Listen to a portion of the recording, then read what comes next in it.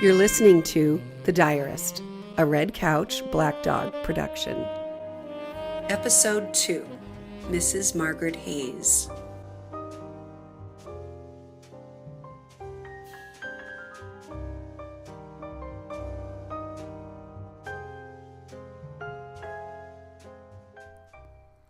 After that luncheon at the Lotus Room, I began working for Richard Hayes, and it seemed after all that the lunch had been platonic, the rest of it a product of my imagination.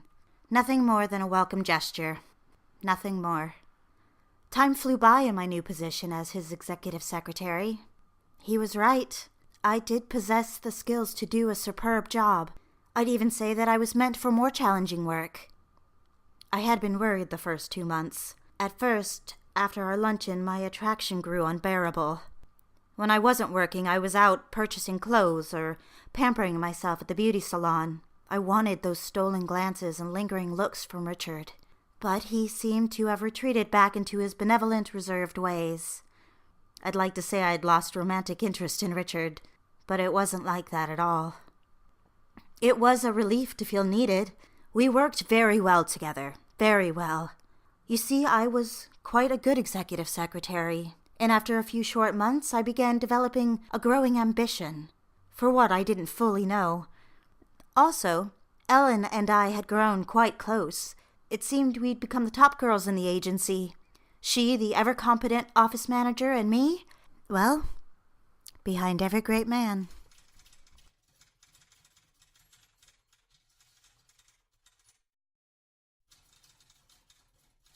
Ellen, dear, I've got to run all sorts of errands for Mr. Hayes tonight. He's had me preparing the Bird's Eye campaign. I'm on a very tight schedule. Then I've got to get his suits over to the house, and Mrs. Hayes... Oh, dear. Is she at it again? I'm afraid so. Remember, not a word of this to the other girls. Of course. What's happened? It's been 3 days of... Andrea, bring the storyboards in, please. Yes, sir. I just picked them up from the art department. I'll bring them in now. All right, dear. If Richard gives me the go-ahead, I'll come find you. I hope he doesn't shoot it down. I'll have to tell the art team to stay late. I don't want to run all the way over to the west side to drop off his suits, and besides, I don't know what kind of state Mrs. Hayes will be in. Oh, dear. Andrea, have you got the storyboards?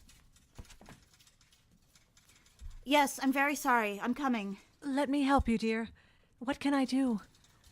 Tell you what, if Richard's all right with it, I'll have you cover his call so I can get to the cleaners. But I've got to go over this campaign materials first. I would love to have dinner before 10 at least one night this week.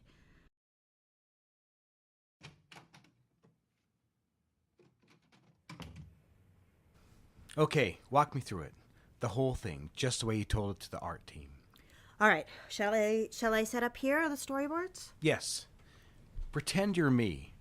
I'll be the client. All right. This is only my first idea. I have backups, of course. I'm the client, remember? Yes, I'm sorry. Mr. Bird. You're very clever, Andrea Davies. I'm ready. All right. This will be a 2-page spread, 3 panels. Life magazine, good housekeeping. The first panel will be a lovely housewife, beautiful blonde. She's wearing an apron.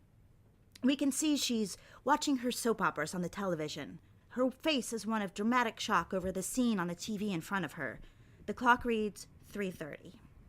Panel 2. Still watching her programs, touching her eyes with a handkerchief. The clock reads 5 o'clock, and we can see Mr. Husband through the window about to enter the house. Panel 3. We see the whole family smiling as housewife serves dinner. She's smiling and winking. The whole family is happy. And the line is, Bird's Eye frozen dinners for the busy housewife. Very good. Very, very good. Really? I did this one almost by myself. The idea, I mean. Well, you did very well. I like it. Bring them here, will you? You worked with Steve Morris's team on this? I met with them and showed them some of the sketches and then worked on it together. They're good. I like the storyboards, but not the story as much. Oh, they're not final. Why isn't the housewife busy running errands? We don't want to offend anybody. Well, that's an awful lot like the Burger King campaign.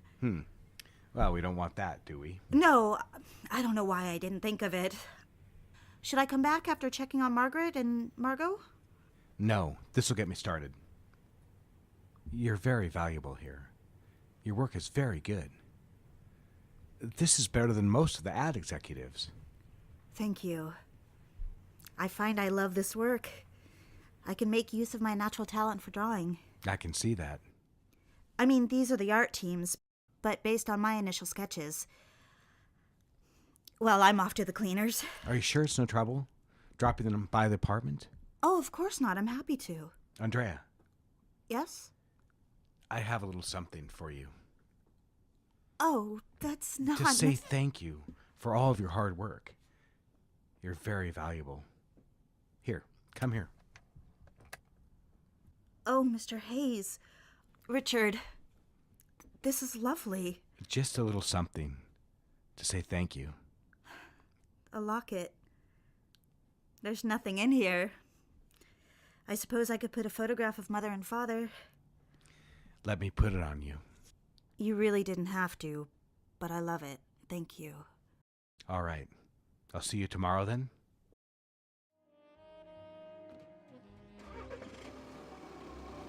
Would you believe it if I told you that during the whole taxi ride, I could still feel his hands on my neck fastening the necklace clasp? It wasn't how it seemed. Once in a while, he'd leave a small gift for me, thanking me for my contribution. They were lovely. A silk scarf or a silver bracelet. He didn't leave them often enough that I would be spoiled by it or take it as an advance. I suppose you could say we'd become friends, as illogical as that may seem. A married executive and his young secretary. I grew to feel as if the office were my home, and I was sort of a wife to him. Oh, that doesn't sound right now that I say it. And what an opportunity for an office girl. My drawings were often given to the art team to render storyboards and used in presentations. I'd even begun regular visits to his house, picking up his suits from the housekeeper and taking them to the cleaners. It was true. His wife had been very ill, and never once did I see her when I went to the house. It wasn't just his suits. I also dropped storyboards off or delivered contracts if we had been on a rush schedule. I enjoyed working late. Really, it was a pleasure to anticipate his needs and meet them before he asked. I think he liked the arrangement, too. I was an asset.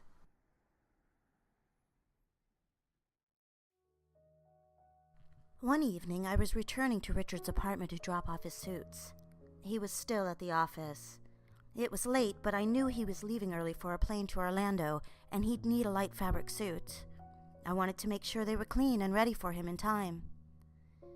I was dressed in a light linen suit. It was July, and there had been a heat wave for over a week. I had on a white skirt with a sailor top, and navy blue pumps. I had started wearing my hair down, shoulder length. I kept the wave with hairspray and sometimes wore a headband, as I did that evening. I'm sure you don't need these inconsequential details, but you see, they weren't inconsequential. I was at the height of my competence and confidence. You see, Richard had given me this air beneath my wings. I thought I would fly into success and adulthood.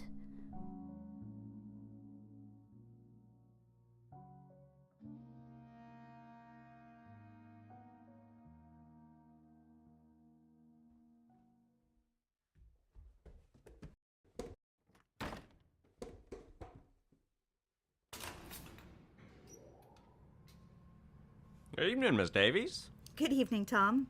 I'll bring these up for Mr. Hayes. Yeah, of course. Well, here we are. I can see my way up. No, it's not a bother, Miss Davies. I had a peculiar feeling in the elevator on the way up. I kept my glance towards the floor, avoiding the attendant. The ride up to the penthouse seemed long for some reason. But when we landed, I looked up at him and smiled.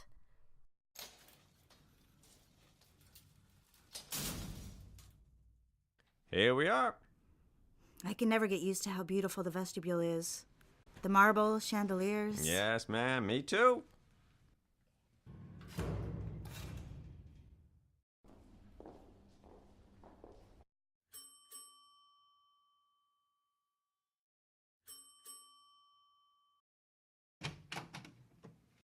I'll take those, Mrs. Davies. Is everything all right, Elizabeth? No, not really, Andrea. It's happening again. Worse. What is it? Is there something I can do? Is Mr. Hayes here? No, he's still out. She's at it again. Worse. Oh, Andrea, I don't know what to do. Now, Dottie, you've heard what I said, haven't you? I have things packed. Must just check for the driver. Oh, dear. Let's hurry. Only what you can carry. I have to go attend to Margaret. Wait, where is Margot? I told her to stay in the room with the nanny. I'm taking her with me. I'll take Margot, and once this is sorted out, I'll bring her home. This is no place for a child.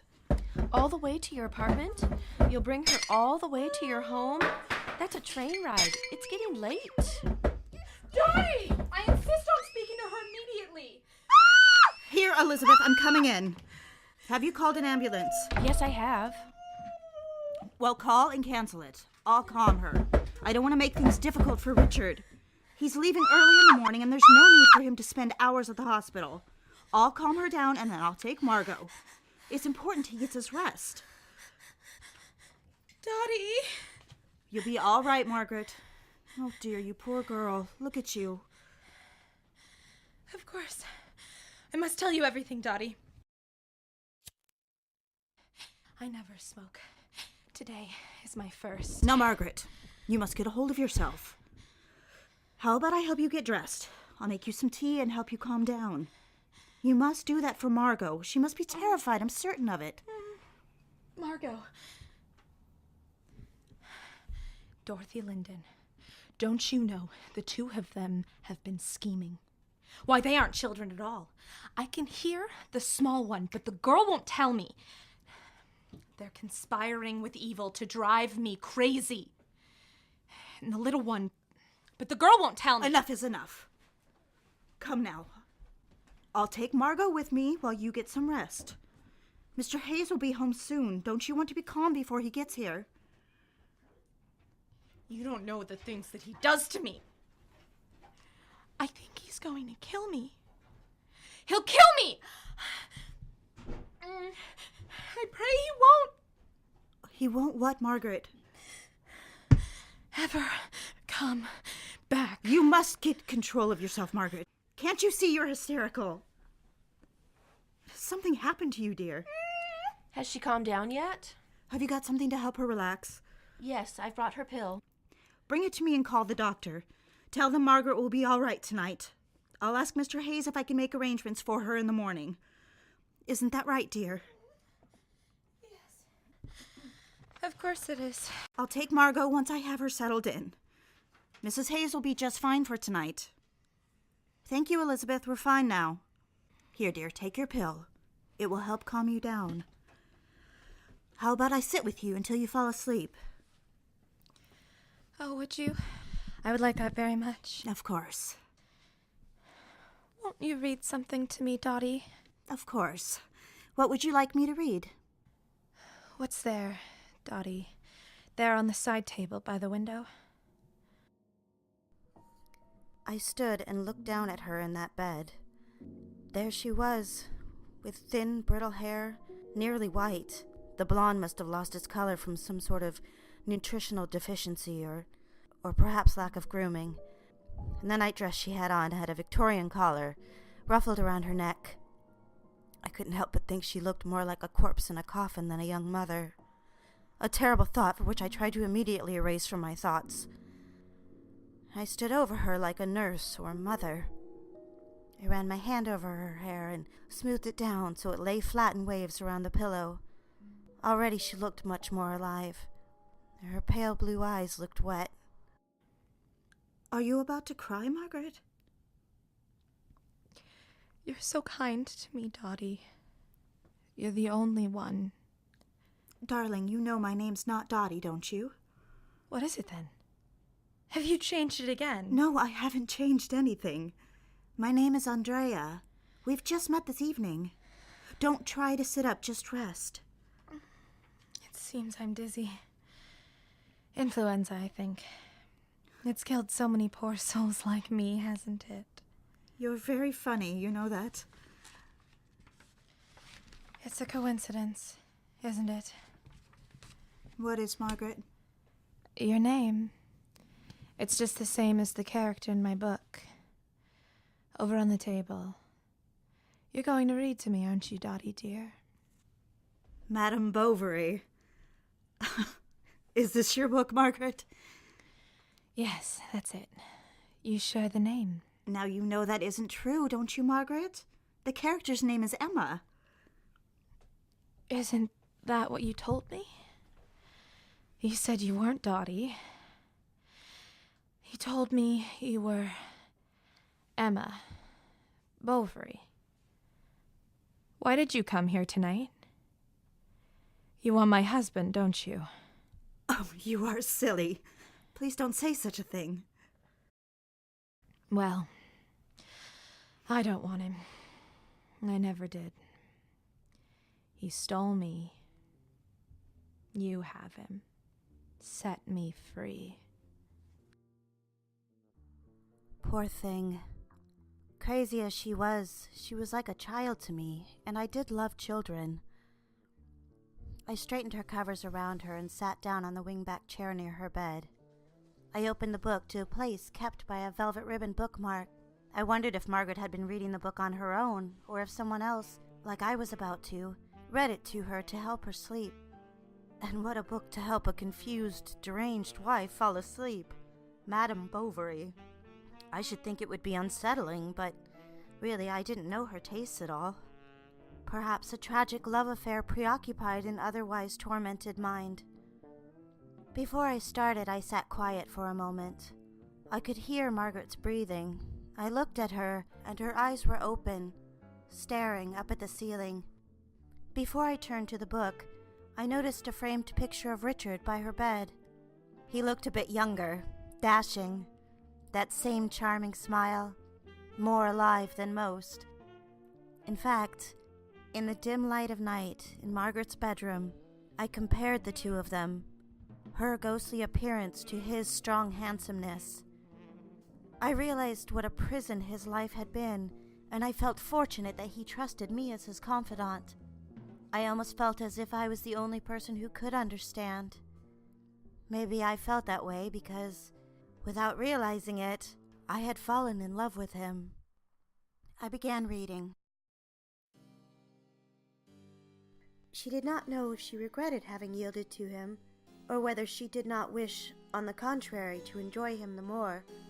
The humiliation of feeling herself weak was turning to rancor, tempered by their voluptuous pleasures.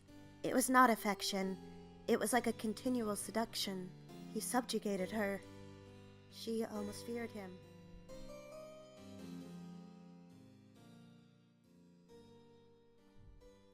When I looked up again, Margaret had fallen into a deep sleep. As cruel as it sounds, and it wasn't cruelty that brought this thought, rather compassion, as terrible as it was, I felt perhaps Margaret was too frail for this world. A world that required resilience and fortitude. A world where one could only have real love if they lived in reality, able to carry on with the mundane as well as the passionate. I realized she could not fulfill the needs of a man like Richard, and never would be able to.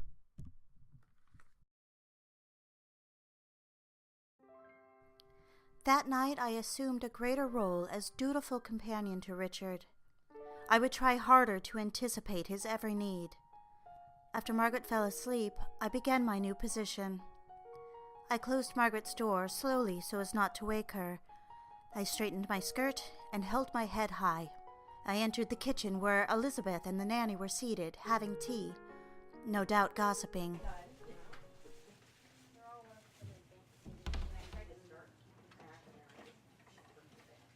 I know. It gets frustrating. Elizabeth, please bring Margot to me and pack her an overnight bag. Of course, Andrea. Is she all right? All the way to your apartment? No, I'll be taking a taxi cab to my parents' home in Connecticut.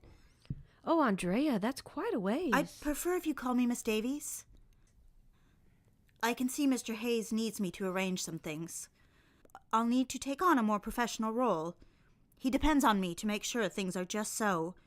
He needs to attend to his work, and these disturbances need to stop. I will leave my telephone number. You are to call me if there are any problems. Do you understand? Well, yes, Miss Davies. Very well. Let's not speak of it again. I'll be taking Margot with me this evening. I will make sure she is cared for and safe. I will speak with Mr. Hayes this evening, and together we will decide what to do next. I must be professional, that's all. After all, we were to work together, be allies in the best interest of little Margot. I will help, I promise. Thank you. We do need help. You're welcome, Elizabeth. All right, now that Margaret is asleep, please do as I say. Dress Margot and pack a bag. Tell her that her father's friend is taking her on a special overnight adventure. Once you bring her to me, I'll do the rest. Oh, Elizabeth, wait. Here, give her a candy to settle and distract her. Yes, ma'am.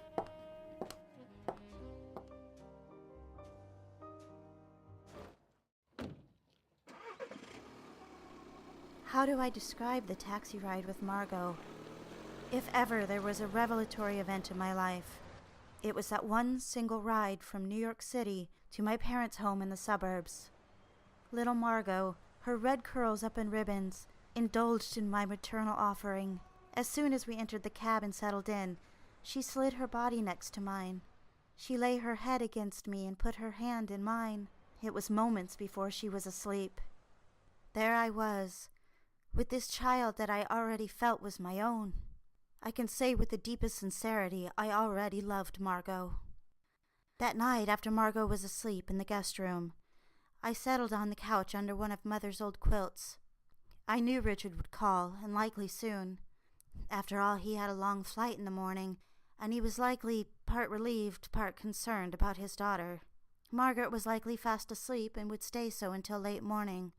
So I felt a bit of comfort in knowing he would be able to have a little peace in the evening before he went to bed, too. I expected that he would call and share that personal time with me. Of course, I was correct.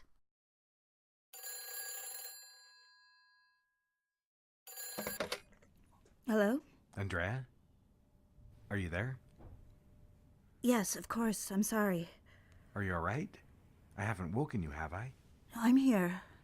I'm sorry, I was dozing off. I've woken you. Shall I call in the morning? No, of course not. How are you? Andrea, I don't know how to thank you. I'm stunned at your compassion. I'm indebted to you. This will be the first night I've slept through. You shouldn't be. You shouldn't have to deal with these domestic problems. Yeah, well, this just may be my lot in life. I want to help you. I can. It's nothing for me to add help to my duties. I know you need your time to rest before the presentation. I'll keep things running smoothly for the firm, so you can focus your attention. Andrea, I don't know if I can burden you. Why shouldn't you? It's beyond the job. I'd like to help you. I like doing things for you. Andrea, Yes? I've forgotten what it means to be cared about in this way. Honestly, Andrea, I'm being sincere. Thank you for saying so. I'm saying I have feelings beyond our work. I don't know what it means, but I wanted to tell you. For some time, I've wanted to tell you. Richard, I wasn't raised to be that kind of girl. Don't you share these feelings? To be indiscreet. Of course, I know you don't. But you care for me too. Have feelings beyond the job. I can't be alone in my feelings. It's my job. It's no bother, Richard. I would do the same for any employer, you know that, right? I'm a very dedicated employee. I'm an ambitious girl.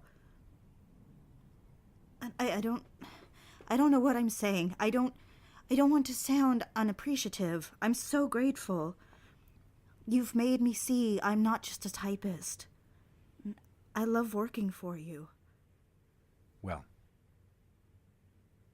please return Margot tomorrow. Of course. I'm sorry. Things aren't coming out right. To be honest, I'm half asleep. I must sound so silly. Andrea, Elizabeth told me it was her understanding that you've been hired to manage the household. Did you convey that to her? Give her that impression? Well, no. Please wait. This is going too fast. You haven't given me a moment to respond. You've made your feelings clear. Let me make mine. You're my secretary. That's all. Of course. Of course. Richard, I was just caught off guard, that's all. I'll have Elizabeth settle things with Margaret.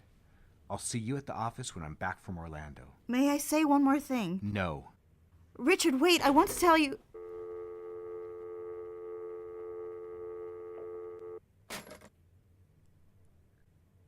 Have I rejected you? Just for my propriety? Because I'm a respectable girl? Mother, why have you made me this way? Why can't I just love who I want?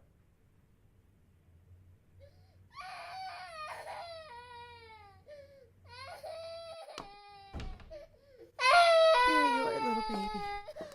Look what a good girl you are. Hush, little baby, don't say a word. Papa's gonna buy you a mockingbird. And if that mockingbird won't sing, Papa's gonna buy you a diamond ring. And if that diamond ring turns brass, Papa's gonna buy you a looking glass. And if that looking glass gets broke, Papa's gonna buy you a billy goat. And if that billy goat won't pull, Papa's gonna buy you a cart and bull. And if that cart and bull...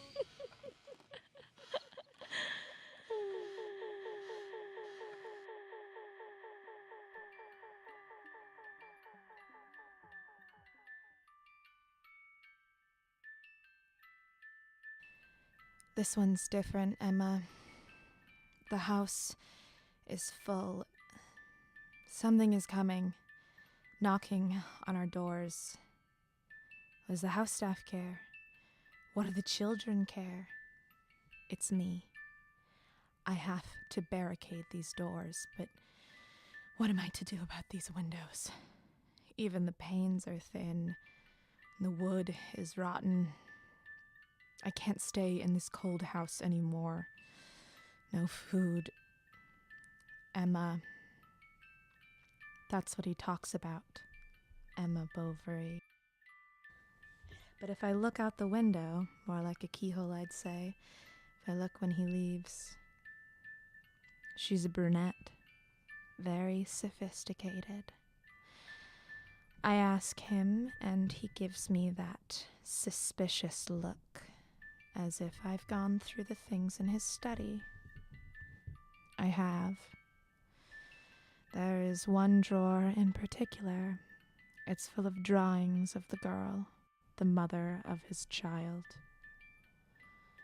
I tell him I've seen them too. Go get her, please. Let me go, too. Things have changed. He tells me as soon as I'm dead, he'll fetch her. She'll take care of his children, and he and Emma can be together. I talk with him as though he's a reasonable man, and we are conducting a business deal. But why kill me when I want to leave? You have no place to go. Dottie is my friend. She'll take me in. Oh, Andrea, I see you. I see you reading my words. How do you like the thoughts of a dead woman? Likely I'm a ghost by the time you read these words. Likely you are too.